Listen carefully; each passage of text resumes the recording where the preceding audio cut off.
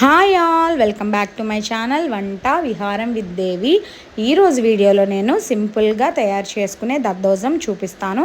దానికోసం ముందుగా ఒక బౌల్ తీసుకొని బౌల్లో కుక్ చేసుకున్న రైస్ తీసుకోండి. దాని తర్వాత అందులోకి కర్డ్ తీసుకోండి. పెరుగు వేసుకున్న తర్వాత బాగా మిక్స్ చేసుకోవాలి. రైస్ అండ్ పెరుగు మిక్స్ చేసుకున్న తర్వాత కొంచెం వాటర్ వేసుకోండి. థిక్గా ఉంటుంది కాబట్టి వాటర్ తప్పకుండా వేసుకోవాలి. తర్వాత దానిలో రుచికి సరిపడా సాల్ట్ వేసుకోండి. సాల్ట్ వేసుకున్నాక మళ్ళీ మొత్తం మిక్స్ చేసుకొని పక్కన పెట్టుకోండి. దాని తర్వాత స్టవ్ ఆన్ చేసుకొని స్టవ్ మీద చిన్న గల ఏదైనా పెట్టుకొని దానిలో ఆయిల్ ఆర్ గీ ఏదైనా మీ ఇష్టమే. నేనైతే ఆయిల్ తీసుకుంటున్నాను. ఆయిల్ కొంచెం హీట్ అయిన తర్వాత కొన్ని ఆవాలు వేసుకోండి. ఆవాలు అయితే మస్ట్గా వేసుకోండి. తర్వాత జీలకర్ర కూడా వేసుకొని ఎర్రగా అయిన తర్వాత అందులో ఎండుమిర్చి తప్పకుండా తీసుకోండి. ఎందుకంటే మనకి కొంచెం దద్దోజనం కారంగా ఉండి టేస్ట్ బాగుంటుంది.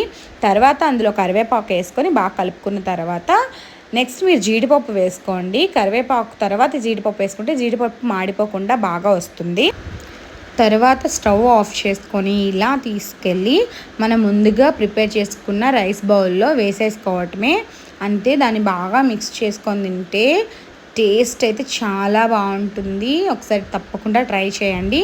దద్దోజనం అయితే కొంచెం కారంగా అసలు చాలా టేస్టీగా ఉంటుంది. మీకు ఇంకా కారం కావాలంటే ఆ ఎండుమిర్చి కూడా తినేయచ్చు హ్యాపీగా, అంత టేస్టీగా ఉంటుంది. ఒకసారి పక్కాగా ట్రై చేయండి. ఇలా దద్దోజనం చేసుకొని తిన్నారంటే చాలా బాగుంటుంది. మళ్ళీ మరో వీడియోతో కలుద్దాం. బాయ్.